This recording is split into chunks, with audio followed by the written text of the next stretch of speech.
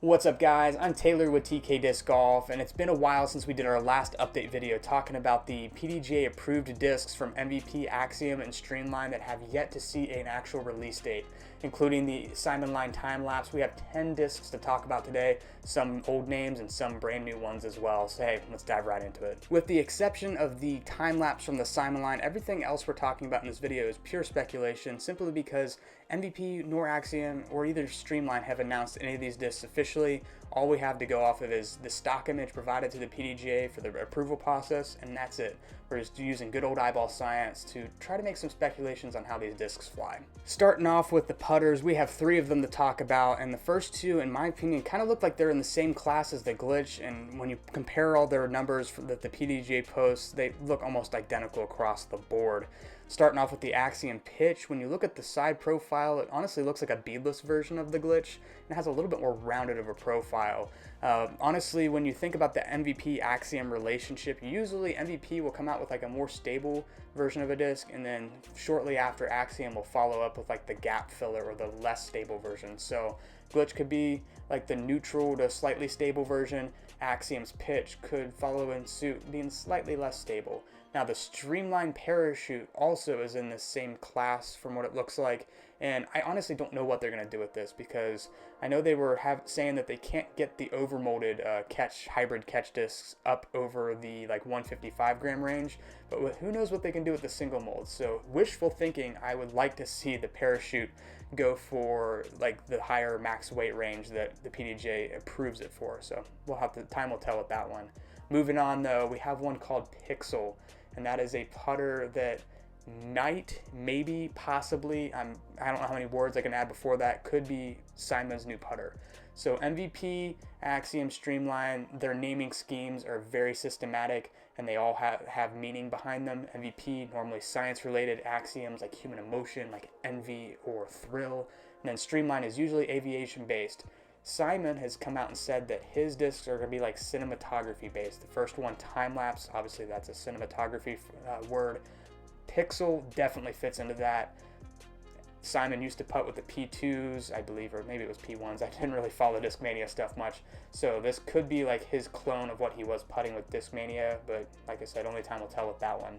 Moving on to the only mid-range on the list, we have the MVP Detour, and honestly, I'm hoping that this is the gap filler between the Axiom Hex and the MVP uplink, because let's face it, that gap is rather large. Hex is super straight with a moderate fade. The uplink is a hyzer flipping machine, but if you're a higher power thrower or just throw the uplink as hard as you can, it's going to flip up and pretty much turn right the entire time.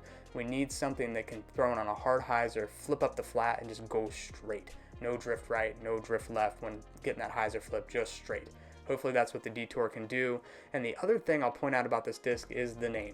Like I said, MVP's discs are almost always scientific related, and Detour just doesn't fit the bill in my opinion.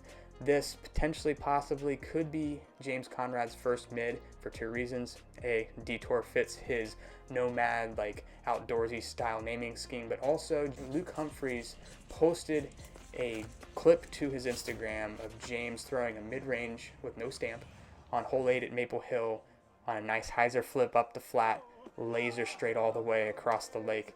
And in the description of that clip, Luke Humphreys called it James's new mid-range. So we'll see what that turns out to be. Moving on to the fairways and control drivers, I'm not going to talk about the Cypher too long because I've actually talked about this one on our last PDGA update video from last year. This disc has been on the list for quite a while, and it still has yet to see a release date.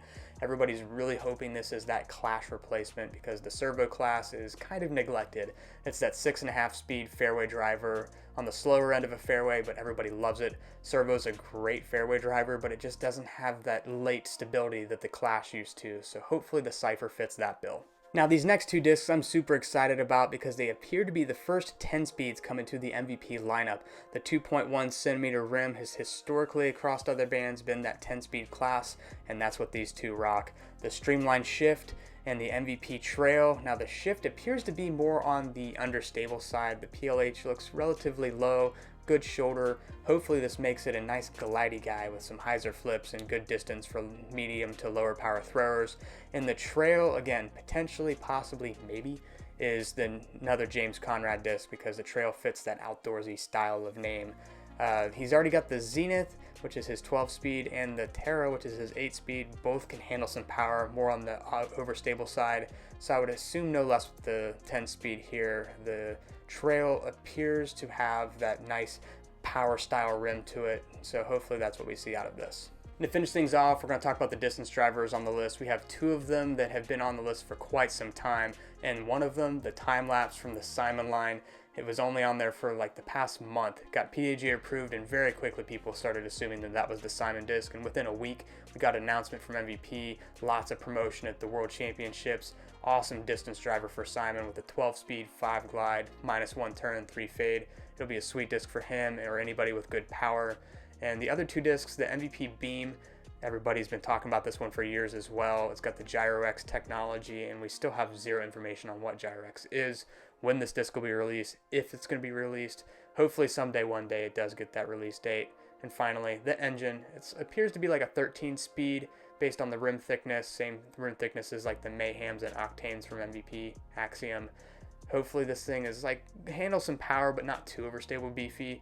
It's hard to tell with the PLH. It looks kind of like in that tweener. Could handle some power, but hopefully it's not too overstable. But overall, I'm super excited for all of the discs that we talked about today. Drop some comments down below of what you think these things are going to fly like. If you want to see more of these update style videos, drop that comment as well. Hit subscribe so you can stay up to date on all of our future videos, and we will see you on the next one.